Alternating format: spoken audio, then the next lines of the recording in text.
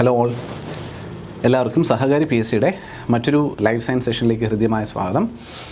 നമ്മൾ ഇന്നത്തെ സെഷനിൽ ഡിസ്കസ് ചെയ്യാൻ പോകുന്നത് സെല്ലെന്ന് പറയുന്ന ഏരിയയുടെ പാർട്ട് 2 ആണ്. കഴിഞ്ഞ ക്ലാസ്സിൽ നമ്മൾ പാർട്ട് 1 കണ്ടിരുന്നു. പാർട്ട് 1 നിങ്ങളെല്ലാവരും കണ്ടിട്ടുണ്ടാവുമെന്ന് കരുതുകയാണ് ഞാൻ. നമ്മൾ ഒരുപാട് ആഴങ്ങളിലേക്ക് പോയി ഒരുപാട് ഖണ്ഡിച്ച് ഡീറ്റെയിൽസ് പഠിക്കുമെന്നും വേണ്ട. നമുക്ക് പരീക്ഷയ്ക്ക് വേണ്ട കുറേ കാര്യങ്ങൾ ഒന്ന് നോക്കി പോവുക എന്നുള്ളത് മാത്രമാണ് നമ്മുടെ ഒബ്ജക്റ്റീവ്. അതുകൊണ്ട് ആ ഒരു കട്ട് ഷോട്ടായിട്ട് അതിൽ തന്നെ നമ്മൾ സ്റ്റിക്ക് ഓൺ ചെയ്യാൻ ശ്രമിക്കുന്നത്. ചില ഏരിയാസിലേക്ക് പോകുമ്പോൾ വല്ലാണ്ട് ഡെപ്തിൽ പോയി പഠിക്കേണ്ട ആവശ്യകതയുണ്ട് ചില സബ്ജക്റ്റിൻ്റെയൊക്കെ കാര്യത്തിൽ. പക്ഷേ ഇവിടെ ഈ സെൽസ് എന്നുള്ള ചോദ്യങ്ങളൊക്കെ ലിമിറ്റഡ് ആയിട്ടാണ് ചോദിക്കാറുള്ളത് തന്നെ. അതുകൊണ്ട് അത് പഠിക്കുന്നതിനകത്തൊരു മിതത്വം വരുത്തുക എന്നുള്ളത് നല്ലതാണെന്ന് തോന്നി. കുറേ പുതിയ വാക്കുകളും മറ്റുമൊക്കെ ഇതിനകത്ത് നമുക്ക് പഠിക്കേണ്ടി വരുന്നുണ്ട്. അതാണ് ഒരു ഹൈലൈറ്റ് അല്ലെങ്കിൽ ഒരു ബുദ്ധിമുട്ടെന്ന് നിങ്ങൾക്ക് തോന്നാവുന്ന ഒരു ഏരിയ എന്ന് പറയുന്നത്. പക്ഷേ വേറെ നിവൃത്തിയൊന്നുമില്ല. ഈ വാക്കുകളൊക്കെ തന്നെയാണ് നമുക്ക് ഏറ്റവും കൂടുതൽ വെല്ലുവിളിയാകാൻ പോകുന്നത്. അതുകൊണ്ട് വാക്കുകൾക്ക് ഇമ്പോർട്ടൻസ് കൊടുത്ത് തന്നെ പഠിക്കാം. മൈറ്റോകോൺട്രിയ, സൈറ്റോപ്ലാസം, ഗോൾഗി ബോഡി, സെൻട്രിയോളുകൾ, പ്ലാസ്മിഡുകൾ എന്നൊക്കെ പറയുന്ന പോലുള്ള ഏരിയാസൊക്കെ നമ്മൾ ജസ്റ്റ് ഒന്ന് പറഞ്ഞു പോയിട്ടുള്ളതാണ് പാർട്ട് 1 തന്നെ. അപ്പോൾ അതൊക്കെ എന്തൊക്കെയാണെന്നും അവരുടെ പ്രവർത്തനങ്ങൾ എന്തൊക്കെയാണെന്നും ഓർത്ത് വെക്കാനായിട്ട് മറക്കരുത് ഒരിക്കലും. അപ്പോൾ കഴിഞ്ഞ പാർട്ട് 1 കാണുന്നതിനോടൊപ്പം തന്നെ നിങ്ങൾ ഈ പാർട്ട് 2 കാണാൻ തന്നെ പരമാവധി ശ്രമിക്കുക. പാർട്ട് 1ഉം പാർട്ട് 2 ഒരുമിച്ച് തന്നെ കണ്ടു തീർക്കാനായിട്ട് തന്നെ പരമാവധി ശ്രമിക്കുക. കാരണം അതിൻ്റെ ഒരു കണ്ടിന്യൂവേഷൻ എന്ന് പറഞ്ഞാൽ വളരെയധികം ഒരു കണ്ടിന്യൂറ്റി നമുക്ക് പാർട്ട് 2ഉം പാർട്ട് 1 തമ്മിലുണ്ട്. കാരണം നമ്മൾ പാർട്ട് 1ൽ പ്രോകാരിയോട്ടിക് സെല്ലുകൾ എന്താണ് പൊതുവേ എന്ന് നമ്മൾ പഠിക്കുകയും പ്രോകാരിയോട്ടിക് സെല്ലുകളുടെ സവിശേഷതകളും നമ്മളതിനകത്ത് പറഞ്ഞു പോയി. ശേഷം പ്രോകാരിയോട്ടിക് എന്ന പ്രാചീന സെല്ലുകൾക്ക് ശേഷം വന്ന താരതമ്യേന കുറേ കൂടി വലുപ്പവും കുറേ കൂടി പ്രത്യേകതകളും കുറച്ചുകൂടി കോംപ്ലക്സ് ആയിട്ടുള്ള ഫങ്ഷൻസും ഒക്കെ ചെയ്യുന്ന ആൾക്കാരാണ് യൂകാരിയോട്ടിക് സെല്ലുകൾ എന്ന് വിളിച്ചു. ആ യൂകാരിയോട്ടിക് സെല്ലുകളുടെ കാര്യത്തിൽ കൃത്യമായിട്ട് മെംബ്രെയിൻ ബൗണ്ടായിട്ടുള്ള ഒരു ന്യൂക്ലിയസ് ഉണ്ട്. അതുപോലെ മെംബ്രെയിൻ ബൗണ്ടായിട്ടുള്ള മറ്റ് സെൽ ഓർഗനൽസ് ഉണ്ട് എന്ന് നമ്മൾ കണ്ടു. ഒപ്പം ഈ യൂകാരിയോട്ടിക് സെല്ലുകളിൽ തന്നെ എല്ലാ സെല്ലുകളും ഒരേ രീതിയിലല്ല പെർഫോം ചെയ്യുന്നത്. അതിലും വ്യത്യസ്തതകളുണ്ട്. അതിന് പ്രധാനമായിട്ട് നമ്മൾ പ്ലാന്റ് സെല്ല്, ആനിമൽ സെല്ല് എന്ന് ഡിഫൈൻ ചെയ്ത് കഴിഞ്ഞാൽ പ്ലാന്റ് സെല്ലിലും ആനിമൽ സെല്ലിലും കുറേ വ്യത്യസ്തതകളുണ്ട്. ഉദാഹരണത്തിന് സെൽ വോള് പ്ലാന്റ് സെല്ലിലുണ്ട്, പ്ലാസ്റ്റിഡുകൾ, ക്ലോറോപ്ലാസ്റ്റൊക്കെ പോലെ പ്ലാസ്റ്റിഡുകൾ സെൽ വോളിലുണ്ട്. സെൻട്രിയോൾ എന്ന് പറയുന്നൊരു സാധനം അത് ആനിമൽ സെല്ലിലുണ്ട്, പ്ലാന്റ് സെല്ലിലില്ല. അപ്പോൾ ഇങ്ങനെയുള്ള രണ്ട് സെല്ലുകളിൽ അങ്ങോട്ടും ഇങ്ങോട്ടും ചെറിയ വാക്യൂൾ പ്ലാന്റ് സെല്ലിലുണ്ട്, ആനിമൽ സെല്ലില്ല. ഇങ്ങനെയുള്ള 1-2 ക്യാരക്ടേഴ്സ് പ്ലാന്റ് സെല്ലിലുണ്ട്, ആനിമൽ സെല്ലില്ല, അല്ലെങ്കിൽ ആനിമൽ സെല്ലിലുണ്ട്, പ്ലാന്റ് സെല്ലില്ല എന്നൊക്കെ പറയുന്ന ചെറിയ വേരിയേഷൻസ് ഈവൻ തോ ഈ രണ്ട് കൂട്ടരും യൂകാരിയോട്ടിക് സെല്ലുകളാണെങ്കിൽ കൂടിയും ഉണ്ട്. അപ്പോൾ ഇതുവരെയാണ് നമ്മൾ കഴിഞ്ഞ ക്ലാസ്സിൽ അല്ലെങ്കിൽ ഇതിൻ്റെ പാർട്ട് 1 സെൽസിൻ്റെ പാർട്ട് 1 നമ്മൾ ഡിസ്കസ് ചെയ്തിരുന്നത്.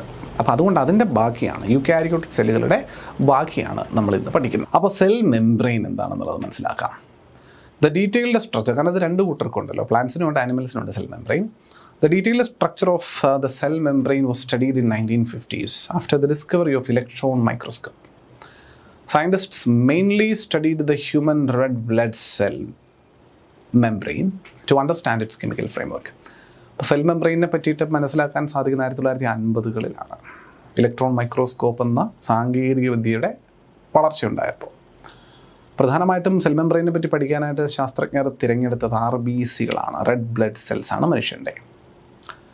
അതിൻ്റെ chemical composition of the membrane എന്താ? The cell membrane is primarily composed of lipids and proteins along with some carbohydrates. പ്രധാനമായിട്ടും ലിപ്പിഡുകൾ, ഫാറ്റ്, അതുപോലെ പ്രോട്ടീനുകളും അടങ്ങുന്നതാണ് നമ്മുടെ സെൽ മെംബ്രെയിൻ എന്ന് മനസ്സിലാവുകയും എന്നാൽ ചിലയിടങ്ങളിൽ കാർബോഹൈഡ്രേറ്റ്സിൻ്റെ പ്രസൻസും കാണുന്നുണ്ട്. പിന്നെ ഒരു ലിപ്പിഡ് ബൈലെയർ ഉണ്ട്. The lipids are arranged in a double layer. അതുകൊണ്ടാണ് ഇതിനെ ബൈലെയർ എന്ന് പറയുന്നത്. സെൽ മെംബ്രെയിനിൽ കാണുന്ന lipid bilayer. The main lipids are phospholipids. അപ്പോൾ സെൽ മെംബ്രെയിനിൽ കാണുന്ന പ്രധാന ലിപ്പിഡുകളെ അറിയപ്പെടുന്ന പേരെന്താ? ഫോസ്ഫോലിപ്പിഡ്സ്. സെൽ മെംബ്രെയിനിലെ ലിപ്പിഡുകൾ എത്ര ലെയർ ആയിട്ടാണ് കാണുന്നത്? 2 ലെയർ, ഡബിൾ ലെയർ ആയിട്ടാണ് കാണുന്നത്. സെൽ മെംബ്രെയിനിലെ ലിപ്പിഡ്സ് കാണുന്നത് 2 ലെയർ ആയിട്ടാണ്, bilayered lipid profile. Each phospholipid molecule has a polar head which is a hydrophilic in nature. Hydrophilic എന്ന് പറഞ്ഞാൽ ഫിലിക് എന്ന വാക്കിനർത്ഥം ഇഷ്ടമുള്ളത്, സ്നേഹിക്കുന്നത്, അട്രാക്ഷൻ ഉള്ളതാണ്. ഫിലിക്. ഫോബിക് എന്ന് പറഞ്ഞു കഴിഞ്ഞാൽ ഭയമുള്ളത്, ഇഷ്ടമില്ലാത്തത് എന്നൊക്കെയാണ്. നമ്മൾ ഹൈഡ്രോഫോബിയ, വെള്ളത്തെ പേടിയ. ഹൈഡ്രോഫിലിക്, വെള്ളത്തിനോട് ഇഷ്ടമാണ്. അപ്പോൾ ഈ ഫോസ്ഫോലിപ്പിഡ് മോളിക്യൂൾ എന്ന് പറയുന്ന സെൽ മെംബ്രെയിനിൽ കാണപ്പെടുന്ന ബൈലിപ്പിഡ് മോളിക്യൂൾസിലെ ഫോസ്ഫോലിപ്പിഡ് മോളിക്യൂള് പോളാർ ഹെഡ് ഉണ്ട്.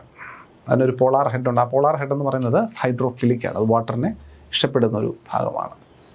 facing outward, and the hydrophobic tail made of saturated carbohydrates is facing inwards. അപ്പോൾ ഒരു സെൽ മെംബ്രെയിനിൽ ഓരോ ഫോസ്ഫോലിപ്പിഡ് മോളിക്യൂളിലും ഒരു പോളാർ ഹെഡും ഒരു ഹൈഡ്രോഫോബിക് ടെയിലും ഉണ്ട്. പോളാർ ഹെഡ് എന്ന് പറഞ്ഞാൽ ഹൈഡ്രോഫിലിക് ഹെഡും ഒരു ഹൈഡ്രോഫോബിക് ടെയിലും ഉണ്ട്. അതിൽ ഹൈഡ്രോഫിലിക് ഹെഡ് എന്ന് പറയുന്നത് പുറം വശത്തും ഹൈഡ്രോഫോബിക് ടെയിൽ എന്ന് പറയുന്നത് ഉൾവശത്തുമായിട്ടായിരിക്കും കാണുക എന്നുള്ളതാണ്. This arrangement protects the water fearing tails from the watery environment inside and outside the cell. സെല്ലിന് പുറത്തു ഭാഗത്തുമൊക്കെയുള്ള ഈ വാട്ടർ ഫിയറിംഗ് ആയിട്ടുള്ള ഒരു എന്താ പറയുക, വാട്ടറിൻ്റെ പ്രസൻസിൽ നിന്നും ആരെ ഇത് ആക്ച്വലി സഹായിക്കും? നമ്മുടെ ഹൈഡ്രോഫോബിക് ടെയിലിനെ സഹായിക്കും. കാരണം നിങ്ങൾ ഇതിനകത്ത് നോക്കിക്കഴിഞ്ഞാൽ കണ്ടോ, ഇതാണ് ഹൈഡ്രോഫിലിക് ആയിട്ടുള്ള ഹെഡ്, ഇത് ഹൈഡ്രോഫോബിക് ആയിട്ടുള്ള പോർഷനാണ് ടെയിൽ. അപ്പോൾ ഒരു സെൽ മെംബ്രെയിൻ എന്ന് പറയുന്നത് ബൈലിപ്പിഡ് ലെയറാണെന്ന് പറയുന്നത്. ബൈലിപ്പിഡ് എന്ന് പറയുമ്പോൾ ഇതൊരു ലിപ്പിഡാണ്, അതുപോലെ താഴെ മറ്റൊരു ലിപ്പിഡ് പ്രൊഫൈലുണ്ട്. ഇത് അങ്ങനെ അറേഞ്ച് ചെയ്തിരിക്കുന്നത് ഹെഡ് പുറത്തും ടെയിലകത്തും, ഇവിടെയും അതെ, ഹെഡ് പുറത്തും ടെയിലകത്തും. അങ്ങനെ വരുമ്പോൾ ഈ സെൽ മെംബ്രെയിൻ്റെ പുറത്ത് ഉള്ള പ്രദേശങ്ങളിലായാലും ഈ സെൽ മെംബ്രെയിൻ്റെ അകത്തുള്ള സൈറ്റോപ്ലാസം വരുന്ന പ്രദേശങ്ങളായാലും ഇവിടെയൊക്കെ വാട്ടറിൻ്റെ പ്രസൻസ് വരുവാണെന്നുണ്ടെങ്കിലും ഒരു പ്രശ്നമില്ലാണ്ട് ഈ സെൽ മെംബ്രെയിൻ നിലനിൽക്കും. കാര്യം എന്താ? ഈ രണ്ട് സൈഡിലും വെള്ളവുമായിട്ട് കോൺടാക്റ്റിൽ വരുന്നത് ഹൈഡ്രോഫിലിക് ആയിട്ടുള്ള ഹെഡാണ്, ഹൈഡ്രോഫോബിക് ആയിട്ടുള്ള ടെയിലകത്താണ്, അതുകൊണ്ട് പ്രശ്നമില്ല. ഇവിടെ കിട്ടുന്നുണ്ടോ? ഇതാണ് ലിപ്പിഡ്, നമ്മുടെ ഫോസ്ഫോലിപ്പിഡ്സിൻ്റെ സെൽ മെംബ്രെയിനിൽ കാണുന്ന പ്രധാന ലിപ്പിഡ് ഫോസ്ഫോലിപ്പിഡ്സിൻ്റെ അറേഞ്ച്മെൻറ്റ് രീതി എന്ന് മനസ്സിലാക്കിയിരിക്കാം. Cholesterol molecules are also found scattered within the lipid bilayer to provide stability. അവിടെയായിട്ട് ഇതിനാണ് നമ്മൾ ഗുഡ് കൊളസ്ട്രോൾ എന്നൊക്കെ നമ്മൾ പറയാറില്ലേ. അപ്പോൾ ഈ ലിപ്പിഡ് ലെയറിന് സ്റ്റെബിലിറ്റി കൊടുക്കുന്നതിന് അവിടെയായിട്ട് ചെറിയ കൊളസ്ട്രോൾ മോളിക്യൂൾസിനെയും കാണാൻ സാധിക്കും. ലിപ്പിഡ് തന്നെയാണല്ലോ എസെൻഷ്യലി കൊളസ്ട്രോൾ എന്ന് പറയുന്നത്. പിന്നെ പ്രോട്ടീൻസ് ആൻഡ് കാർബോഹൈഡ്രേറ്റ് റേഷ്യോ നോക്കിക്കഴിഞ്ഞാൽ the ratio of protein to lipid varies in different cell type. For example, a membrane of human red blood cell contains roughly 52% protein and 40% lipids. ഇത് ഓരോ മെറ്റീരിയലിനും ഓരോ സെല്ലിനും ഈ ഒരു ratio മാറിക്കൊണ്ടിരിക്കും കേട്ടോ. പ്രോട്ടീൻ റേഷ്യോ എന്ന് പറയുന്നത്, അല്ലെങ്കിൽ പ്രോട്ടീൻ ടു ലിപ്പിഡ് റേഷ്യോ എന്ന് പറയുന്നത് മാറിക്കൊണ്ടിരിക്കും. പ്രോട്ടീൻ കൂടുതലും ലിപ്പിഡ് കുറവും, ലിപ്പിഡ് കൂടുതലും പ്രോട്ടീൻ കുറവൊക്കെ വരുന്നതും ഒക്കെ ഉണ്ടാകും. ദ ഫ്ലൂയിഡ് മൊസൈക്ക് മോഡൽ കേട്ടിട്ടുണ്ടോയെന്ന് അറിയില്ല. Proposed by Singer and Nicholson in 1972. This is the most widely accepted model explaining the cell membrane structure. Cell membrane ഈ പറഞ്ഞ നമ്മുടെ ബൈലിപ്പിഡ് സ്ട്രക്ചറിനെ ഏറ്റവും ബെസ്റ്റായിട്ട് എക്സ്പ്ലെയിൻ ചെയ്തിരിക്കുന്ന മോഡൽ എന്ന് പറയുന്നതാണ് ഫ്ലൂയിഡ് മൊസൈക്ക് മോഡൽ. പേര് ചോദിക്കാം, പഠിച്ചിരുന്നോണം. What is fluid mosaic model refers to? It is a model explaining the cell membrane structure. എന്താണ് മോഡൽ?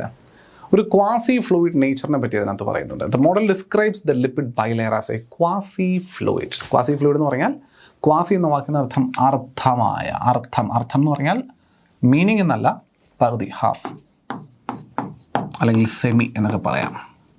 അതിനാണ് നമ്മൾ നമ്മൾ പറയല്ലേ ക്വാസി ജുഡീഷ്യൽ ബോഡി എന്നൊക്കെ നമ്മൾ പറയാറുണ്ടല്ലോ.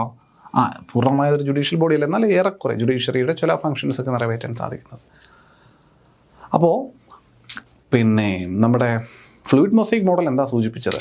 The model describes the lipid bilayer as a quasi fluid which allows proteins to move laterally within the membrane. Membrane ഉള്ളിൽ നിന്നുകൊണ്ട് പ്രോട്ടീനുകളെ ലാറ്ററലി മൂവ് ചെയ്യാനായിട്ട്, സൈഡ് വൈസ്, ലാറ്ററലി മീൻസ് ഇങ്ങനെ സൈഡിലോട്ട് മൂവ് ചെയ്ത് പോകാനായിട്ട് സഹായിക്കുന്ന തരത്തിലുള്ള ബൈലെയറാണ് ഈ ലിപ്പിഡ് ബൈലെയർ എന്നാണ് കണ്ടുപിടിക്കുന്നത്. അതുപോലെ മെംബ്രെയിൻ ഫ്ലൂയിഡിറ്റി പറയുന്നു. This ability of the components to move within the membrane is called fluidity, അല്ലേ? അപ്പോൾ ഈ സെൽ മെംബ്രെയിൻ ഉള്ളിലുള്ള മെറ്റീരിയൽസിനെ അല്ലെങ്കിൽ കോമ്പോണൻറ്റുകൾക്ക് അതിനുള്ളിലൂടെ ഫ്രീ ആയിട്ട് മൂവ് ചെയ്ത് പോകാൻ സഹായിക്കുന്നതിനാണ് നമ്മൾ ഫ്ലൂയിഡിറ്റി എന്ന് പറയുക. And this fluidity is critical for important cell functions such as what? ഇപ്പോൾ ഒന്ന് സെൽ ഗ്രോത്ത്, അതുപോലെ waste removal, formation of intercellular junctions, ലിങ്കുകൾ, രണ്ട് സെല്ലുകൾ തമ്മിലുള്ള ജംഗ്ഷൻസ് ഫോം ചെയ്യണമെങ്കിൽ, ഓക്കെ, സെക്രീഷൻസ്, പല ആവശ്യമുള്ള എൻസൈംസോ മറ്റോ സെക്രീറ്റ് ചെയ്യണമെന്നുണ്ടെങ്കിൽ, എൻഡോസൈറ്റോസിസ് എന്ന് പറഞ്ഞാൽ ആവശ്യമില്ലാത്ത ആൾക്കാരെ എൻഗൾഫ് ചെയ്യണം എന്നുണ്ടെങ്കിൽ, പുറത്തുനിന്നെന്തെങ്കിലും ഭക്ഷണം ഇതുപോലെ എൻഗൾഫ് ചെയ്യണം, ഉള്ളിലോട്ടാക്കണം എന്നുണ്ടെങ്കിൽ, ഇതൊക്കെ ഈ ഫ്ലൂയിഡിക് മൂവ്മെൻറ്റ്, സെൽ ഡിവിഷന് എല്ലാം ഈ ഫ്ലൂയിഡിക് മൂവ്മെൻറ്റ് വളരെയധികം എസെൻഷ്യൽ അല്ലേ? വേസ്റ്റ് എക്സ്പൾഷൻ അത് എഴുതിയിട്ടില്ലെന്ന് തോന്നുന്നു. അതിനെല്ലാം ഈ ഫ്ലൂയിഡിക് മൂവ്മെൻറ്റ് എന്ന് പറയുന്ന ഒരു പോസിബിലിറ്റി ആവശ്യമാണ്. അപ്പോൾ അതുണ്ട് എന്ന് ഫ്ലൂയിഡ് മൊസൈക്ക് മോഡൽ സ്ഥിരീകരിക്കുകയാണ്. സെൽ മെംബ്രെയിൻ ആ ഒരു ഫ്ലൂയിഡിക് മൂവ്മെൻറ്റ് ഉണ്ട്. The type of membrane proteins ഏതൊക്കെയാണെന്ന് നോക്കാം. ഒന്ന്, based on how easily they can separated from the membrane. Proteins are classified into two groups. ഒന്ന് പെരിഫറൽ പ്രോട്ടീൻസ്, രണ്ട് ഇൻറ്റഗ്രൽ പ്രോട്ടീൻസ്. അപ്പോൾ മെംബ്രെയിനിൽ വരുന്ന സെൽ മെംബ്രെയിനിൽ വരുന്ന നമ്മളിപ്പോൾ പഠിച്ചുകൊണ്ടിരിക്കുന്ന സെൽ മെംബ്രെയിനെ പറ്റിയിട്ടാണ്. ഇപ്പോൾ സെൽ മെംബ്രെയിനെ പറ്റിയിട്ട് പറഞ്ഞിരിക്കുന്ന ഒരു തിയറി ആയിരുന്നു നമ്മുടെ ഫ്ലൂയിഡ് മൊസൈക്ക് മോഡൽ എന്ന് പറയുന്ന. ആ തിയറിയുടെ പ്രത്യേകതകൾ നമ്മൾ പറഞ്ഞതാണ്. രണ്ട് കാര്യങ്ങളെ പറ്റി പറഞ്ഞു. ഇതൊരു ഫ്ലൂയിഡിക് നേച്ചറിൽ വരുന്നതാണെന്നും അതുപോലെ ഇതിന് ആ ഒരു എന്താ പറയുക അതിൽ വരുന്ന പ്രധാനപ്പെട്ട ക്വാസി ഫ്ലൂയിഡിക് നേച്ചറും അതുപോലെ സെൽ മെംബ്രെയിൻ്റെ ഫ്ലൂയിഡിറ്റി കോൺസെപ്റ്റും നമ്മൾ പറഞ്ഞിട്ടുണ്ടായിരുന്നു. അപ്പോൾ അത് ആ ഒരു തിയറി ഇത് പറയുന്നത്. പിന്നെ ഈ സെൽ മെംബ്രെയിനിൽ കാണപ്പെടുന്ന പ്രോട്ടീൻ നമ്മൾ പറഞ്ഞല്ലോ, പ്രോട്ടീൻസും അതുപോലെ കാർബോഹൈഡ്രേറ്റ്സും ലിപ്പിഡ്സും ചേർന്നിട്ടാണ് മെംബ്രെയിൻ ഉണ്ടാവുക. അപ്പോൾ അതിൽ ഈ പ്രോട്ടീൻസിൻ്റെ എങ്ങനെ നമുക്കൊന്ന് വിലയിരുത്താം, രണ്ടായിട്ട് നമ്മൾ ക്ലാസിഫൈ ചെയ്യുന്നുണ്ട്. എത്ര പെട്ടെന്ന് നമുക്ക് ഈ മെംബ്രെയിനിൽ നിന്ന് പ്രോട്ടീനുകളെ വേർതിരിച്ചെടുക്കാം എന്നതിൻ്റെ അടിസ്ഥാനത്തിൽ രണ്ടായിട്ട് പറയുന്നു. ഒന്ന് പെരിഫറൽ പ്രോട്ടീൻസും, രണ്ട് ഇൻറ്റഗ്രൽ പ്രോട്ടീൻസും. പെരിഫറൽ പ്രോട്ടീൻസും ഇൻറ്റഗ്രൽ പ്രോട്ടീൻസും സ്വാഭാവികമായിട്ട് പേരിൽ നിന്ന് കിടക്കുന്നുള്ളതാണ്. ഇതിലെ പെരിഫറൽ പ്രോട്ടീൻ എന്ന് പറയുമ്പോൾ പുറത്ത് കാണപ്പെടുന്നതായിരിക്കും, സൂപ്പർഫിഷ്യലി കാണപ്പെടുന്ന. സൂപ്പർഫിഷ്യലി എന്ന് പറയുമ്പോൾ on the outer surfaces of the membrane, മെംബ്രെയിൻ്റെ ഏറ്റവും പുറമേയുള്ള സ്ട്രക്ചറുകളിലായിട്ട് കാണപ്പെടുന്ന പ്രോട്ടീൻസ് ആയിരിക്കും പെരിഫറൽ പ്രോട്ടീൻസ് എന്ന് പറയാം. They can be very easily removed. Okay, അവരെ നമുക്ക് ഈസി ആയിട്ട് എന്ത് ചെയ്യാൻ പറ്റും, സെൽ മെംബ്രെയിനിൽ നിന്ന് റിമൂവ് ചെയ്യാൻ പറ്റും. എന്നാൽ ഇൻറ്റഗ്രൽ പ്രോട്ടീൻ എന്ന് പറയുമ്പോൾ പാർഷ്യലി ഒരു completely buried within the lipid bilayer. ഈ ലിപ്പിഡ് ബൈലെയറിനുള്ളിലോ പൂർണ്ണമായിട്ടോ ഭാഗികമായിട്ടോ ഉള്ളിലായി കാണപ്പെടുന്ന പ്രോട്ടീനുകളെയാണ് ഇൻറ്റഗ്രൽ എന്ന് പറയുക. അവരെ റിമൂവ് ചെയ്യുക, ഈ മെംബ്രെയിനിൽ നിന്ന് റിമൂവ് ചെയ്യുക എന്ന് പറയുന്നത് താരതമ്യേന ബുദ്ധിമുട്ടാണ്. പെരിഫറൽ പ്രോട്ടീൻസ് സർഫസിൽ കിടക്കുന്നവന്മാർ ആദ്യം വാഷ് ഔട്ട് ചെയ്യുമ്പോൾ അവന്മാർ പോകും. അതും കഴിഞ്ഞിട്ടായിരിക്കും ഈ ലെയറിന് ഉള്ളിലായിട്ട് കാണപ്പെടുന്ന പ്രോട്ടീനുകളെ നമുക്ക് എന്തെങ്കിലും ചെയ്യാൻ പറ്റുക എന്നുള്ളതാണ്. അതുകൊണ്ടാണ് ഇങ്ങനെ രണ്ടായിട്ട് പ്രോട്ടീനുകളെ തരംതിരിച്ച് പറയുന്നത്. മെംബ്രെയിൻ ട്രാൻസ്പോർട്ട് മെക്കാനിസം എങ്ങനെയാണെന്ന് നോക്കാം. The most important function of the plasma membrane is that it act as A selectively permeable membrane. ഇത് നമ്മൾ ഇവിടെ മാത്രമല്ല, നമ്മൾ പ്രോകാരിയോട്ടിക്സിൻ്റെ കാര്യത്തിലും പറഞ്ഞതാണ്. സെൽ മെംബ്രെയിനിൻ്റെ ഒരു ഫംഗ്ഷൻ എന്ന് പറയുന്നത്, സെൽ മെംബ്രെയിൻ എന്ന ഏറ്റവും ഉള്ളിൽ വരുന്ന ലെയറിൻ്റെ ഫംഗ്ഷൻ എന്ന് പറയുന്നത് സെലക്റ്റീവ്ലി പെർമിയബിൾ എന്ന് പറയുന്ന ഒരു ക്യാരക്ടർ പ്രൊവൈഡ് ചെയ്യുക എന്നുള്ളതാണ്. എന്താണത്? അതായത് ആവശ്യമായിട്ടുള്ള ചില മോളിക്യൂൾസിനെ മാത്രം സെല്ലിനകത്തേക്കോ അല്ലെങ്കിൽ സെല്ലിന് പുറത്തേക്കോ കടത്തിവിടാനുള്ള ഒരു ക്യാരക്ടർ അല്ലെങ്കിൽ ഒരു പ്രത്യേകത തന്നെയാണ് സെലക്റ്റീവ് പെർമിയബിലിറ്റി എന്ന് പറയാം. സെൽ മെംബ്രെയിൻ പറയുന്ന വസ്തുക്കളെ അങ്ങോട്ടും ഇങ്ങോട്ടും ട്രാൻസ്പോർട്ട് ചെയ്യുന്നതും ഇതേ പോസിബിലിറ്റി ഉപയോഗിച്ചിട്ടാണ്. എന്ത്? Selective permeability. ഒരു പെർമിയബിളാണ് ഈ സെൽ മെംബ്രെയിൻ എന്ന് പറയുന്നത്. അകത്തേക്കും പുറത്തേക്കും വസ്തുക്കളെ കടത്തിവിടാനുള്ള ശേഷി ആർക്കുണ്ട്? സെൽ മെംബ്രെയിനുണ്ട്. പക്ഷേ സെലക്റ്റീവ് ആണെന്ന് മാത്രം. Movement across the membrane happens in 2 main ways. ഏതൊക്കെയാണ്? ഒന്ന്, പാസീവ് ട്രാൻസ്പോർട്ട്. അതായത് നമ്മുടെ movement of the molecule across the membrane without using energy. ഇപ്പം നമ്മൾ പാസീവ് ആക്റ്റീവ് എന്ന് പറയുന്നതിനകത്ത് പൊതുവെ റിമോട്ട് സെൻസിങ് ഒക്കെ പഠിച്ചിട്ടുണ്ട്. Active remote sensing, passive remote sensing അല്ലേ. ഒരു എനർജി സോഴ്സ് ഉപയോഗിച്ചുകൊണ്ട് ചെയ്യുന്ന റിമോട്ട് സെൻസിങ് ആണ് ആക്റ്റീവ്. പാസീവ് എന്ന് പറഞ്ഞാൽ ഒരു എനർജി സോഴ്സ് നമ്മളായിട്ടൊന്നും ചെയ്യേണ്ട ആവശ്യമില്ല പാസീവ്. അപ്പോൾ അതുപോലെ തന്നെയാണ് പാസീവ് ട്രാൻസ്പോർട്ട് എന്ന് പറഞ്ഞാൽ, ഫോർ എക്സാമ്പിൾ വെള്ളം ഒരു ഉയരത്തിൽ നിന്ന് താഴോട്ട് വീഴുന്നത് പാസീവ് ട്രാൻസ്പോർട്ടാണ്. എന്നാൽ വെള്ളം പമ്പ് ഉപയോഗിച്ച് കിണറ്റിൽ നിന്ന് ഞാൻ ടാങ്കിലേക്ക് നിറയ്ക്കുന്നത് അത് ആക്റ്റീവ് ട്രാൻസ്പോർട്ടാണ്. കാര്യം പിടികിട്ടിയല്ലോ, ഇത്രയേ ഉള്ളൂ. അപ്പോൾ ഇവിടെ സെൽ മെംബ്രെയിനിലൂടെ വസ്തുക്കളെ ട്രാൻസ്പോർട്ട് ചെയ്യുന്നതിനും ഇതേ രണ്ട് മെക്കാനിസം എന്നതിനും പറയുന്നു എന്നുള്ളതാണ്. ഒന്ന് ആക്റ്റീവ് ട്രാൻസ്പോർട്ട് എന്ന് പറഞ്ഞാൽ നമ്മുടെ സെല്ലിൽ കാണപ്പെടുന്ന എനർജീനെ വിളിക്കുന്ന പേര് അഡിനോസിൻ ട്രൈഫോസ്. സെല്ല് ജനറേറ്റ് ചെയ്യുന്ന എനർജീനെ നമ്മൾ പറയുന്നത് ATP എന്നാണ്, adenosine triphosphate. Molecule move along a concentration gradient from high concentration to low concentration without the usage of this energy. ഇപ്പോൾ ഇതൊരു പെർമിയബിൾ മെംബ്രെയിൻ നമ്മൾ പറഞ്ഞു. ഓക്കെ, ഈ പെർമിയബിൾ മെംബ്രെയിനിൽ ഇതാണ് ആ പെർമിയബിൾ മെംബ്രെയിൻ. ഈ മെംബ്രെയിനിൽ ഇവിടെ കുറേ മെറ്റീരിയൽ സോൾട്ട് ആണെന്ന് വിചാരിച്ചോ. ഇവിടെ സോൾട്ടിൻ്റെ കോൺസെൻട്രേഷൻ കൂടുതലല്ല. ലെറ്റ്സ് സേ ഇതിപ്പോൾ സെല്ലിൻ്റെ ഉള്ളാണ്, ഇൻറ്റീരിയർ ആണ്. ഇത് സെല്ലിൻ്റെ എക്സ്റ്റീരിയർ ആണ്. ഇത് സെല്ലിൻ്റെ ഇൻറ്റീരിയർ ആണ്. ഇത് സെല്ലിൻ്റെ എക്സ്റ്റീരിയർ ആണ്. ഇത് സെൽ മെംബ്രെയിനുമാണ്. ഓക്കെ, അപ്പോൾ ഇവിടെ സോൾട്ടിൻ്റെ കോൺസെൻട്രേഷൻ വളരെ കൂടുതലും എക്സ്റ്റീരിയറിൽ സോൾട്ടിൻ്റെ കോൺസെൻട്രേഷൻ വളരെ കുറവുമാണ്. ഓക്കെ, സ്വാഭാവികമായിട്ടും due to the difference in the concentration of the salt, സ്വാഭാവികമായിട്ടും സോൾട്ടിൻ്റെ മൂവ്മെൻറ്റ് ഈ പറയുന്ന കുറഞ്ഞ ഇൻറ്റീരിയറിൽ നിന്ന് സെൽ മെംബ്രെയിനിലൂടെ പാസ് ചെയ്ത് എക്സ്റ്റീരിയറിലോട്ട് പോകണം. ഒരു ഇക്വിലിബ്രിയം അച്ചീവ് ചെയ്യാൻ വേണ്ടി പോകണം. ശരിയല്ലേ? ഇതിന് എനർജി വല്ല യൂട്ടിലൈസ് ചെയ്യേണ്ട കാര്യമുണ്ടോ? വേണ്ട. because here the transportation is occurring only because of this gradient. ഇവിടെയുള്ള ഈ ഗ്രേഡിയൻ്റ് എന്താ? ഗ്രേഡിയൻ്റ് ഇവിടെയുള്ള ഈ ഡിഫറൻസിന് വിളിക്കുന്ന പേരാണ് ഗ്രേഡിയൻ്റ്. കോൺസെൻട്രേഷനിലുള്ള ഡിഫറൻസിന് വിളിക്കുന്ന പേരാണ് ഈ ഗ്രേഡിയൻ്റ്. കോൺസെൻട്രേഷൻ വാട്ടെവർ എന്തിൻ്റെ ഡിഫറൻസ് വന്നാലും നമ്മൾ ഗ്രേഡിയൻ്റ് എന്ന് പറയും. അപ്പോൾ ഈ ഗ്രേഡിയൻറ്റിൻ്റെ അടിസ്ഥാനത്തിൽ മാത്രമാണ് ഇവിടെ എന്ത് നടക്കുന്നതാ? പാർട്ടിക്കിൾസ് ഫ്ലോ ചെയ്യുന്നത്, ട്രാൻസ്പോർട്ടേഷൻ നടക്കുന്നത്. അപ്പോൾ എന്തിൻ്റെ ആവശ്യം ഇവിടെ വരുന്നില്ല? ATPയുടെ അല്ലെങ്കിൽ എനർജിയുടെ ആവശ്യം വരുന്നില്ല. ഇത്തരത്തിൽ സെൽ മെംബ്രെയിൻ ട്രാൻസ്പോർട്ടേഷൻ പോസിബിൾ ആക്കുന്നുണ്ടോ അല്ലെങ്കിൽ അലൗ ചെയ്യുന്നുണ്ടോ? തീർച്ചയായിട്ടും ഉണ്ട്. അതുകൊണ്ട് അതിനെ പാസീവ് ട്രാൻസ്പോർട്ട് എന്ന് വിളിക്കും. രണ്ട്, ആക്റ്റീവ് ട്രാൻസ്പോർട്ട് അല്ലെങ്കിൽ simple diffusion. Neutral solutes move freely across the lipid layer from high low കോൺസെൻട്രേഷൻസിൽ വെറുതെ അങ്ങോട്ടും ഇങ്ങോട്ടും സിമ്പിൾ ആയിട്ടുള്ള സൊല്യൂട്ടുകൾ മൂവ് ചെയ്യുന്നത്. അതുപോലെ osmosis, the movement of water molecules across the membrane by diffusion from a region of higher water concentration to lower water concentration. Water molecules higher concentration lower കോൺസെൻട്രേഷനോട് move ചെയ്യുന്ന ഓസ്മോസിസ് പ്രോസസ്സ്, ഇതെല്ലാം എന്തിന് ഉദാഹരണമായിട്ട് തന്നെ പറയാൻ പറ്റും? ആക്റ്റീവ് ട്രാൻസ്പോർട്ടിന് ഉദാഹരണമാണ്. ഏത്? ഈ സിമ്പിൾ ഡിഫ്യൂഷനും അതുപോലെ ഓസ്മോസിസ്. രണ്ടും ഏകദേശം ഒന്ന് തന്നെയാണ്. സിമ്പിൾ ഡിഫ്യൂഷൻ മെറ്റീരിയൽസ് അങ്ങോട്ടും ഇങ്ങോട്ടും പോകുന്നു, ഓസ്മോസിസ് എന്ന് പറയുമ്പോൾ വാട്ടർ മോളിക്യൂൾസ് അങ്ങോട്ടും ഇങ്ങോട്ടും പോകുന്നു. ഓക്കെ, ഇതെല്ലാം പാസീവാണ്. ഇതിനൊന്നും എന്ത് വേണ്ട? എനർജിയുടെ ആവശ്യമില്ല. സിംപ്ലി ആ ഒരു ഗ്രേഡിയൻറ്റ് ഡിഫറൻസ് അല്ലെങ്കിൽ ആ ഗ്രേഡിയൻറ്റ് ഡിഫറൻസ് എന്ന് പറഞ്ഞാൽ സിംപ്ലി ഉള്ള ഒരു ആ ഒരു ഗ്രേഡിയൻറ്റ് കാരണം അങ്ങോട്ടും ഇങ്ങോട്ടും മൂവ്മെൻറ്റ് നടക്കുകയാണ്. ഏതിനകത്ത് ചെയ്യുന്നത്? ഈ രണ്ട് സിറ്റുവേഷനകത്തും ചെയ്യുന്നത്. രണ്ട്, active transport. Active transport movement of molecule against their concentration. സാധാരണഗതിയിൽ ഹൈ നിന്ന് ലോയിലോട്ട് പോകും മെറ്റീരിയൽസ്. എന്നാൽ അതിന് ഓപ്പോസിറ്റായിട്ട് നമ്മളിപ്പോൾ കിണറ്റിൽ നിന്ന് പമ്പ് ചെയ്ത് ടാങ്കിലേക്ക് വീഴ്ത്തുന്നവർ, ടാങ്കിൽ നിന്ന് വെള്ളം താഴോട്ട് പോകും, കിണറ്റിലോട്ട് വീഴാൻ എളുപ്പമാണ്. ടാങ്ക് തുറന്നൊരു പൈപ്പ് കിണറ്റിലോട്ട് ഇട്ട് കൊടുത്തു കഴിഞ്ഞാൽ ടാങ്കിലെ വെള്ളം മുഴുവൻ കിണറ്റിലോട്ട് പോകും, എളുപ്പമുണ്ട്. അതാണ് നോർമൽ ഗ്രേഡിയൻറ്റ്. കാരണം അവിടെ പ്രഷർ കുറവും, അവിടെ പ്രഷർ കൂടുതലും, താഴെ പ്രഷർ കുറവാണ്. പക്ഷേ ഇതെന്താ? ആക്റ്റീവ് ട്രാൻസ്പോർട്ടേഷൻ എന്ന് പറയുമ്പോൾ എന്താ? നമ്മൾ പമ്പ് ഉപയോഗിച്ച് താഴെ നിന്ന് വെള്ളം പമ്പ് ചെയ്ത് മുകളിലോട്ട് കയറുന്ന സിറ്റുവേഷനാണ്. ലോ കോൺസെൻട്രേഷനിൽ നിന്ന് ഹൈ കോൺസെൻട്രേഷനിലോട്ട് വെള്ളം പമ്പ് ചെയ്യുന്ന situation. Okay, this process requires energy in the form of ATP. സ്വാഭാവികമാണ്, അതുകൊണ്ട് ATPയുടെ ആവശ്യം ഇവിടെ ഉണ്ട്. Polar molecule cannot pass through the non-polar lipid tail region on their own. They need special membrane proteins called carrier proteins to pump them across the ATP energy. അപ്പോൾ ATP energy pump ചെയ്യാൻ വേണ്ടി, supply ചെയ്യാൻ വേണ്ടിയിട്ട് ഉപയോഗിക്കുന്ന പ്രോട്ടീനുകളെ വിളിക്കുന്ന പേരാണ് carrier proteins. അപ്പോൾ active ട്രാൻസ്പോർട്ടേഷനിൽ ഉപയോഗിക്കപ്പെടുന്ന പ്രോട്ടീനുകളെ വിളിക്കുന്ന പേരെന്താ? Carrier proteins. സെറ്റ് അല്ലേ? സെറ്റ്. ഇതാണ് സെൽ മെംബ്രെയിനിൻ്റെ വസ്തുതകൾ. ഇത് നിങ്ങൾ പഠിച്ചേ തീരൂ. സെൽ മെംബ്രെയിൻ എന്ന് പറയുന്ന ആ ഒരു ഇമ്പോർട്ടൻറ്റ് റീജിയനെ പറ്റിയിട്ട്. ഇനി നമ്മൾ പോകുന്നത് ആനിമൽ സെല്ലിൽ കാണില്ല, എന്നാൽ പ്ലാന്റ് സെല്ലിൽ കാണുന്ന സെൽ വോളിനെ പറ്റിയിട്ടാണ്. The cell wall is a non living rigid outer layer found outside the plasma membrane, particularly in a plant and fungi cells. Animal സെൽസിൽ ഇത് എൻ്റയർലി ആബ്സെൻ്റ്. ഇങ്ങനെ ഒരു സാധനം നമുക്ക് പറയാനില്ല. എനിഹൗ യൂക്കാരിയോട്ടിക് സെല്ലുകളിൽ സെൽ വോൾ എന്ന് പറയുന്ന കോൺസെപ്റ്റ് ഉണ്ട് എന്നുള്ളത് കൊണ്ട് നമുക്ക് യൂക്കാരിയോട്ടിക് സെല്ലിൽ ആനിമൽ സെല്ല് മാത്രം പഠിച്ചാൽ പോലും പ്ലാന്റ് സെല്ലും പഠിക്കണം. അതുകൊണ്ട് ഇത് മനസ്സിലാക്കുന്നു. എന്താണ് സെൽ വോളിൻ്റെ ഫംഗ്ഷൻ? പ്രധാനമായിട്ടും ഒരു പ്രൊട്ടക്റ്റീവ് ബാരിയർ ക്രിയേറ്റ് ചെയ്യുക, സ്ട്രക്ചർ കൊടുക്കുക എന്നൊക്കെ പറയുന്നത് തന്നെയാണ് സെൽ വോളിൻ്റെ പ്രധാന പണി. അപ്പോൾ ഒന്ന് പ്രൊട്ടക്റ്റീവ് ലെയറാണ്. രണ്ട്, നമ്മുടെ shape and support. It gives a definite shape to the cell and provides mechanical strength.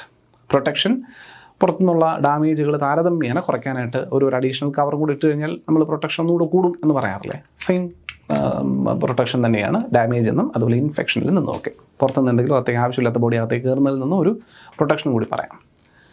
Cell to cell interaction ഇത് ഹെൽപ്പ് ചെയ്യും. It helps in the interaction and communication between neighbouring cells. Neighbouring സെല്ലുകളുമായിട്ടുള്ള communication അല്ലെങ്കിൽ ഇൻ്ററാക്ഷന് ഇദ്ദേഹം സഹായിക്കുന്നു എന്ന് പറയുന്നു. And it also act as a barrier to undesirable micromolecules keeping the cell safe from harmful substances. അത് നമ്മുടെ പ്രൊട്ടക്ഷനകത്ത് പറയുകൂടെ? ഏത്? ഇൻഫെക്ഷൻ എന്ന് പറയുന്ന പ്രൊട്ടക്ഷൻ ഇല്ലേ?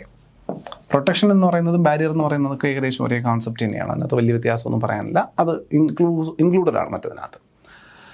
അപ്പോൾ എന്താണ് സെൽ വോൾ? സെൽ മെംബ്രെയിൻ നമ്മൾ ഉണ്ടാക്കിയിരിക്കുന്നത് എന്തുകൊണ്ടാണ് നമ്മൾ പറഞ്ഞു? പ്രോട്ടീനും അതുപോലെ ലിപ്പിഡ്സും പിന്നെ കുറച്ച് കാർബോഹൈഡ്രേറ്റ്സും ഒക്കെ കൂടി ചേർന്നാണ് പ്രോട്ടീൻസ്. പ്രധാനമായിട്ട് നമ്മൾ ബൈ ലിപ്പിഡ് ലെയറിനെ പറ്റിയിട്ടൊക്കെ പറയും, ഫോസ്ഫോലിപ്പിഡ്സിനെ പറ്റിയിട്ടൊക്കെ പറയും. അപ്പോൾ സെൽ വോളിൻ്റെ കോൺസെൻട്രേഷൻ എന്താണ്? എന്തുകൊണ്ടാണ് ഉണ്ടാക്കിയിരിക്കുന്നത്? The composition of cell wall varies between different organism. ഇപ്പോൾ ആൽഗയുടെ കാര്യത്തിലാണെങ്കിൽ the cell wall is made of cellulose. ഇപ്പോൾ മനുഷ്യൻ്റെ ഇല്ലാത്ത പ്ലാന്റിൽ കാണപ്പെടുന്ന ഒരു സാധനങ്ങളിൽ ഒന്നാണ് സെല്ലുലോസ്. അപ്പോൾ സെൽ വോൾ ആൽഗയുടെ കാര്യത്തിൽ ഉണ്ടാക്കുന്നത് സെല്ലുലോസ്, അതുപോലെ ഗെലാറ്റൻസ്, മനാൻസ്, അതുപോലെ മിനറൽ ടൈപ്പ് കാൽസ്യം കാർബണേറ്റ്സ് ഒക്കെ ചേർന്നിട്ടാണ് ആൽഗയിൽ സെൽ വോൾ നിർമ്മിക്കുക. പ്ലാന്റ്സിൻ്റെ കാര്യത്തിൽ, മറ്റ് പ്ലാന്റ്സിൻ്റെ കാര്യത്തിലാണെങ്കിലോ ജനറലി സെല്ലുലോസ്, ഹെമി സെല്ലുലോസ്, പെക്റ്റിൻസും പിന്നെ ചില പ്രോട്ടീൻസും ഒക്കെ ചേർന്നിട്ടാണ്. ഓക്കെ, അപ്പോൾ പ്ലാന്റ്സിൽ ഈ സെൽ വോൾ നിർമ്മിക്കപ്പെടുന്നത്, ഇതിൽ പ്രോട്ടീൻസ് എന്ന് പറയുന്നത് മനുഷ്യനിലും ഉണ്ട്, നമ്മുടെ ആനിമൽ സെല്ലിലും ഉണ്ട്. പക്ഷേ ഹെമി സെല്ലുലോസ്, പെക്റ്റിൻസ്, സെല്ലുലോസ് പോലുള്ളവ എന്തിലില്ല? ആനിമൽ സെല്ലുകളിലില്ല. അവ ചേർന്നിട്ടൊക്കെയാണ് പ്രൈമറിലി പ്ലാന്റിൽ സെൽ വോൾ കമ്പോസ് ചെയ്യുന്നത്. ഈ സെൽ വോളിൻ്റെ ലെയേഴ്സ് നോക്കിക്കഴിഞ്ഞാൽ as a plant cell grows and matures it cell wall develops distinct layers. ഒന്ന്, ഒരു primary wall. This is a wall form in a young growing plant cell. It is capable of extension and growth. സ്വാഭാവികം അല്ലേ? അപ്പോൾ ആദ്യത്തെ cell wall ഉണ്ടാകുന്ന ഒരു plant സെല്ലിൽ ഉണ്ടാകുന്ന ആദ്യ സെൽ വാളിനെ വിളിക്കുന്ന പേരാണ് പ്രൈമറി സെൽ വാൾ. ഈ പ്രൈമറി സെൽ വാൾ യങ് സ്റ്റേജിലാണ് കാണുക. അതുകൊണ്ട് തന്നെ ഇത് വളരുമ്പോൾ, പ്ലാന്റ് വളരുന്നതനുസരിച്ച് ലീഫ് വളരും, അല്ലെങ്കിൽ പ്ലാന്റ് സെൽസ് വളരും. ആ പ്ലാന്റ് സെൽസ് വളരുന്നതനുസരിച്ച് ഇതിന് ഗ്രോത്ത് സംഭവിക്കുന്നുണ്ട്. അതായത് ഇതിന് എക്സ്റ്റൻഷനും ഗ്രോത്തിനുള്ള പോസിബിലിറ്റി ഉണ്ട്. ഏതിന്? Primary വാളിൽ. As the cell matures, the primary wall gradually diminishes. Primary wall പതിയെ ഡിമിനിഷ് ചെയ്യും. സെല്ല് വളരുന്നതിനനുസരിച്ച് അത് ഫേഡ് ഔട്ട് ചെയ്ത് പോകും. പ്രൈമറി വാൾ ഫേഡ് ഔട്ട് ചെയ്ത് പോകും. എന്നിട്ട് സെക്കൻഡറി വാൾ വരും.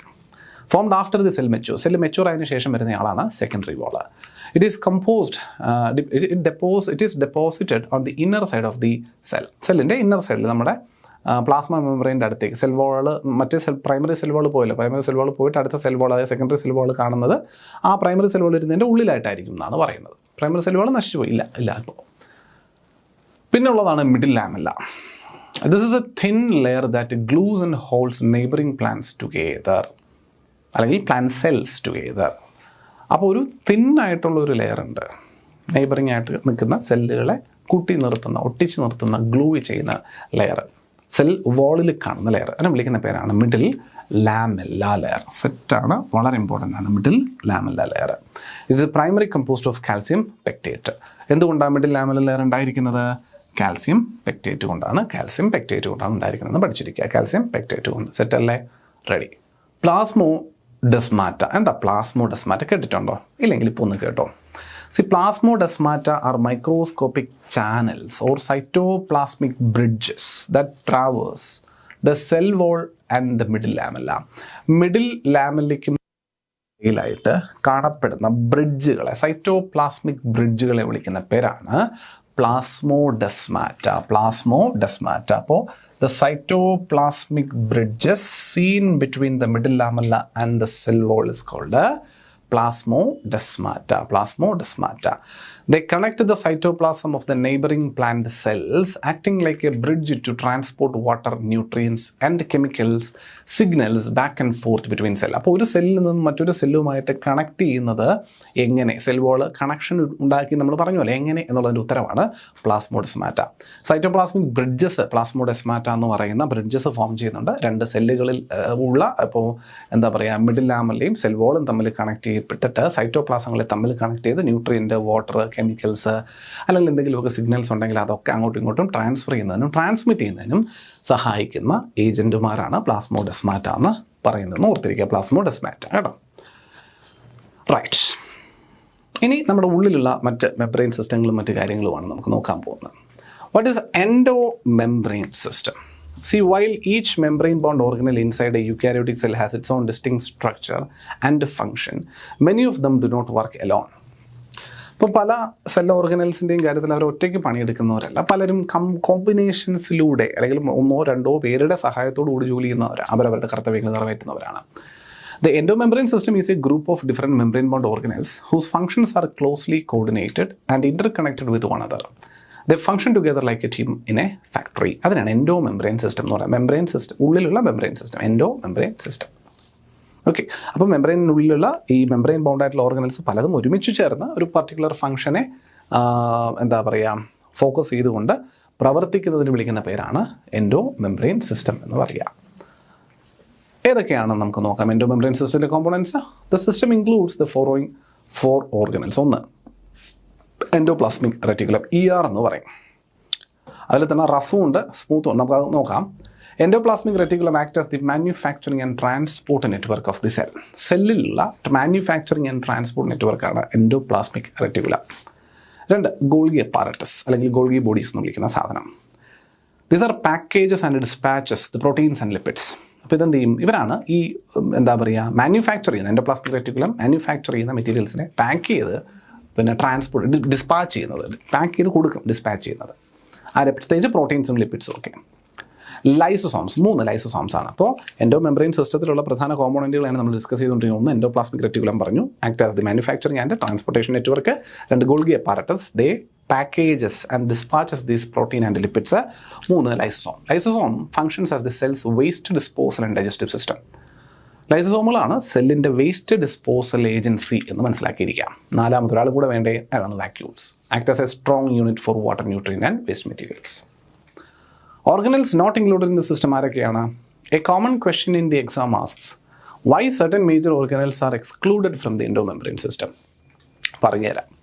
The following organelles are not considered part of the endomembrane system because their functions are completely independent and not coordinated with the organelles listed above. അപ്പോൾ നമ്മൾ മുകളിൽ പറഞ്ഞത് ഒരാൾ പാക്ക് ചെയ്യുന്നു, ഒരാൾ മാനുഫാക്ചർ ചെയ്യുന്നു, ഒരാൾ പാക്ക് ചെയ്യുന്നു, ഒരാൾ ട്രാൻസ്പോർട്ട് ചെയ്യുന്നു, ഒരാൾ വേസ്റ്റ് മാനേജ് ചെയ്യുന്നു എന്ന് പറഞ്ഞല്ലോ. അപ്പോൾ അതെല്ലാം പരസ്പരം കണക്റ്റാണ്. അതുകൊണ്ട് അവരെ എല്ലാവരെയും ഒരു എൻഡോ മെംബ്രെയിൻ സിസ്റ്റം എന്ന രീതിയിൽ നമ്മൾ പറഞ്ഞത്. പക്ഷേ ഇനി പറയാൻ പോകുന്ന ഓർഗനൽസ് വേറെ മെംബ്രെയിൻ ബൗണ്ട് ഓർഗനൽസ് ഉണ്ട്. പക്ഷേ അവരിതുപോലെ ഒരാളെ ബേസ് ചെയ്തിട്ട് ജോലി ചെയ്യാൻ വേണ്ടി നിൽക്കുന്നില്ല എന്നുള്ളതുകൊണ്ടാണ്. ഒന്ന് മൈറ്റോകോൺട്രിയ. മൈറ്റോകോൺട്രിയ ആണ് നമ്മുടെ സെല്ലുകളുടെ പവർ ഹൗസ് എന്നറിയപ്പെടുന്ന സാധനം. ക്ലോറോപ്ലാസ്റ്റുകൾ അല്ലെങ്കിൽ പ്ലാസ്റ്റിഡുകൾ സെപ്പറേറ്റ് ആയിട്ട് നിറം നൽകുക, വർണ്ണം നൽകുക, ഫോട്ടോസിന്തസിസ് നടത്തുക പോലുള്ള പരിപാടികൾക്ക് വേണ്ടി നിൽക്കുന്നതാണ്. പെറോക്സിസോംസ്, അതുപോലെ പിന്നെ പെറോക്സിസോംസ് പോലുള്ള ഓർഗനൽസ്. ആദ്യത്തെ ആളെ നമുക്കൊന്ന് വിശദമായിട്ട് നോക്കാം. Endoplasmic reticulum. Endoplasmic reticulum, Golgi body, ഇതൊക്കെയല്ലേ നമ്മൾ പറയാം. അപ്പോൾ എൻഡോപ്ലാസ്മിക് റെറ്റിക്കുലത്തിൻ്റെ ഒന്ന് ഡീറ്റെയിൽ. എന്താണ് endoplasmic reticulum? The endoplasmic reticulum is a vast network of tiny tubular structures scattered throughout the cytoplasm of a eukaryotic cell. Its intricate details were discovered only after the invention of electron microscope. 56 ശേഷം തന്നെയാണ് electron microscope ഒക്കെ കണ്ടെത്തിയതിന് ശേഷമാണ് അതിനെപ്പറ്റി മനസ്സിലാക്കുന്നത്. ഈ endoplasmic reticulum എന്ന് പറയുന്നത് ഇങ്ങനെ ഒരുപാട് ഫോൾഡിങ്ങുകളോടുകൂടി ഏകദേശം ബ്രെയിനൊക്കെ കാണുന്നത് പോലെ സെല്ലിൽ കാണപ്പെടുന്ന ഒരു സാധനമാണ് endoplasmic reticulum. Cellular compartments. The endoplasmic reticulum divides the internal space of the cells into two distinct compartments. എന്തൊക്കെയാണത്? ഒന്ന്, luminal compartment, the space inside the endoplasmic reticular tubes. ഈ ട്യൂബുകൾക്കുള്ളിലുള്ള സ്ഥലം, അതിനെയാണ് ലൂമിനൽ കമ്പാർട്ട്മെൻറ്റ് എന്ന് പറയുന്നത്. അപ്പോൾ എന്താ ലൂമിനൽ കമ്പാർട്ട്മെൻറ്റ്? എൻഡോപ്ലാസ്മിക് റെറ്റിക്കുലൻ ട്യൂബുകൾക്കുള്ളിലുള്ള സ്പേസിന് വിളിക്കുന്ന പേരാണ് ലൂമിനൽ കമ്പാർട്ട്മെൻറ്റ്. രണ്ട്, എക്സ്ട്രാ ലൂമിനൽ കമ്പാർട്ട്മെൻറ്റ്. എന്താണ്? The cytoplasm area outside the endoplasmic reticulum. ERന് എൻഡോപ്ലാസ്മിക് ഏരിയനെ വിളിക്കുന്ന പേരാണ് എക്സ്ട്രാ ലൂമിനൽ കമ്പാർട്ട്മെൻറ്റ്. അപ്പോൾ എൻഡോപ്ലാസ്മിക് റെറ്റിക്കുലം സെല്ലിനെ രണ്ടായിട്ട് അല്ലെങ്കിൽ രണ്ട് റീജിയൻസ് ആയിട്ട്, രണ്ട് സ്പേസസ് ആയിട്ട് കണക്കൂട്ടുന്നുണ്ട്. ഒന്ന് ലൂമിനൽ കമ്പാർട്ട്മെൻറ്റും രണ്ട് എക്സ്ട്രാ ലൂമിനൽ കമ്പാർട്ട്മെൻറ്റും. എന്താണ് ലൂമിനൽ കമ്പാർട്ട്മെൻറ്റ്? അത് എൻഡോപ്ലാസ്മിക് റെറ്റിക്കുലർ ട്യൂബ്സിൻ്റെ ഉള്ളിൽ വരുന്ന സ്പേസിന് വിളിക്കുന്ന പേരും അതിന് പുറത്ത് വരുന്ന ഏരിയകളെ മുഴുവനായിട്ട് വിളിക്കുന്നത്, അതായത് നമ്മുടെ മറ്റ് സൈറ്റോപ്ലാസവുമായിട്ട് ലിങ്ക് ചെയ്ത് വരുന്ന ഏരിയാസ്, അതിനെ എക്സ്ട്രാ ലൂമിനൽ കമ്പാർട്ട്മെൻറ്റ് എന്നും വിളിക്കുന്നത് മനസ്സിലാക്കിയിരിക്കുക. എൻഡോപ്ലാസ്മിക് റെറ്റിക്കുലം 2-3 ടൈപ്പിൽ നമ്മൾ പറയും. പ്രധാനമായിട്ടും 2 ടൈപ്പിൽ. ഏതൊക്കെയാണ്? ഒന്ന്, ഞാൻ നേരത്തെ സൂചിപ്പിച്ചതുപോലെ റഫ് എൻഡോപ്ലാസ്മിക് റെറ്റിക്കുലം. രണ്ടാമത്തത് സ്മൂത്ത്. നമുക്ക് നോക്കാം എന്താ റഫ്. വളരെ എളുപ്പമായിട്ട്. റഫ് എന്ന് പറഞ്ഞാൽ വലിയ കാര്യമൊന്നുമില്ല.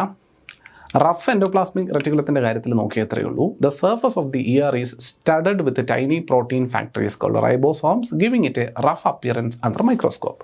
അതായത് ചെറിയ റൈബോസോം പാച്ചസ് നമ്മുടെ ഈ എൻഡോപ്ലാസ്മിക് റെറ്റിക്കുലത്തിൻ്റെ പുറത്ത് കാണുകയാണെന്നുണ്ടെങ്കിൽ റൈബോസോമൽ അപ്പോൾ നമ്മൾ ഈ മൈക്രോസ്കോപ്പ് വെച്ച് നോക്കുമ്പോൾ ഇത് അല്പം റഫായിട്ട് കാണപ്പെടും. ചെറിയ പരുപരുപ്പ് ഉള്ളതുപോലെ ഫീൽ ചെയ്യും. ആ പരുപരുപ്പിന് കാരണം റൈബോസോമുകളുടെ പ്രോട്ടീൻ എന്താ പറയുക, റൈബോസോമുകളിൽ കുറേ സ്റ്റഡുകൾ ഇങ്ങനെ എടുത്ത് കുത്തിയിട്ടിട്ടുള്ളതുപോലെ, മുത്തുകൾ ഒട്ടിച്ചു വെച്ചിരിക്കുന്നത് പോലെ റൈബോസോമുകൾ കാണും. അങ്ങനെയുള്ള എൻഡോപ്ലാസ്മിക് റെറ്റിക്കുലവും ഉണ്ട്. അപ്പോൾ അതില്ലാത്തതും ഉണ്ടായിരിക്കുമല്ലോ, അവനായിരിക്കും സ്മൂത്ത്. അത്രയേ ഉള്ളൂ.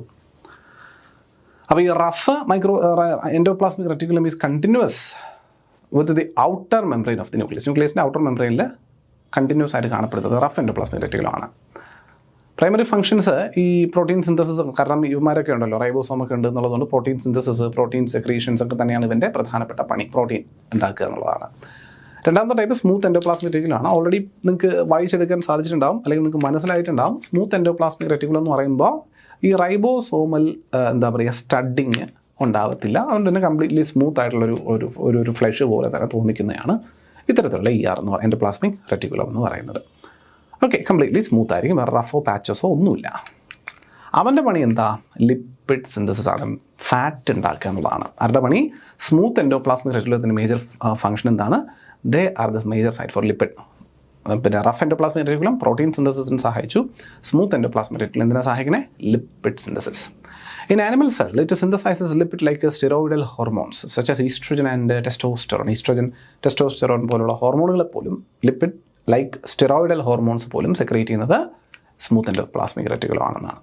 സെറ്റല്ലേ? That's set. അപ്പോൾ തൽക്കാലം വീണ്ടും ഇവിടെയും ഒന്ന് വൈൻഡപ്പ് ചെയ്യാണ് പാർട്ട് 2. തീർന്നിട്ടില്ല, ഇനിയും സെൽ ഓർഗനൽസ് നമുക്ക് പഠിക്കാനുണ്ട്. ഇതിനോടൊപ്പം തന്നെ വരുന്ന പാർട്ട് 3 നമുക്ക് ആ കാര്യങ്ങൾ മനസ്സിലാക്കാനായിട്ട് ശ്രമിക്കാം. അപ്പോൾ പാർട്ട് 3 ഞാൻ പരമാവധി പറയുന്നത് പാർട്ട് 1ഉം പാർട്ട് 2ഉം പാർട്ട് 3ഉം നിങ്ങൾക്ക് പഠിക്കുന്നതിൽ എളുപ്പത്തിൽ ചെറിയ ഏരിയാസ് ആക്കി ചുരുക്കാനായിട്ട് ശ്രമിക്കുന്നുണ്ട്. പക്ഷേ എല്ലാം കണ്ടിന്യൂറ്റി ഉള്ളതാണ്, നല്ലപോലെ കണ്ടിന്യൂറ്റി ഉള്ളതാണ്. അപ്പോൾ ഈ പാർട്ട് 2ൻ്റെ കണ്ടിന്യൂറ്റിയിൽ തന്നെ നിങ്ങൾ എന്തും കാണണം, പാർട്ട് 3യും കാണണം. പാർട്ട് 1ൻ്റെ കണ്ടിന്യൂറ്റിയിൽ നിങ്ങൾ പാർട്ട് 2 കണ്ടു, 2ൻ്റെ കണ്ടിന്യൂറ്റി 3യും കൂടെ കണ്ടു തീർക്കുക. അപ്പോഴേക്കും ഈ പരിപാടി ഞാൻ കംപ്ലീറ്റ് ആയിട്ട് അങ്ങ് തീർന്നിരിക്കും. പിന്നെ നിങ്ങൾ റിവൈസ് ചെയ്താൽ മാത്രം ഇതിനകത്തുനിന്ന് നിങ്ങൾ ഏറ്റവും വേണമെന്ന് തോന്നി എഴുതി വെക്കുന്ന കാര്യങ്ങളുണ്ടല്ലോ, നോട്ട് ലെക്ചർ നോട്ട് പോലെ എഴുതി വെക്കുന്ന നോട്ടുകൾ, അത് മാത്രം പിന്നീട് നിങ്ങൾ റിവൈസ് ചെയ്തുകൊണ്ടിരുന്നാൽ മാത്രം മതി. ഈ ഒരു ഏരിയക്കകത്ത് നിന്ന് ഏത് ചോദ്യം ചോദിച്ചാലും നിങ്ങൾക്ക് ആൻസർ ചെയ്യാൻ സാധിക്കുന്നതൊക്കെ വേണം, കേപ്പബിൾ ആയിരിക്കും നിങ്ങൾ. പ്രത്യേകിച്ച് ഈ പേരുകളും മറ്റുമൊക്കെയാണ് ഹൈലൈറ്റ്സ് ആയിട്ട് ചോദിക്കുക. ഓക്കെ, അപ്പോൾ ദാറ്റ് ബീയിങ് സെഡ് ഇന്നത്തെ ഈ ഒരു സെഷനും ഇവിടെ ഞാൻ വൈൻഡപ്പ് ചെയ്യുന്നു. അടുത്ത ദിവസം നമുക്ക് പാർട്ട് 3 ഇതിൻ്റെ കണ്ടിന്യൂഷനുമായി ബന്ധപ്പെട്ട കാര്യങ്ങളെ ഡിസ്കസ് ചെയ്യാം. അതുവരെ എല്ലാവർക്കും നമസ്കാരം. Thank you.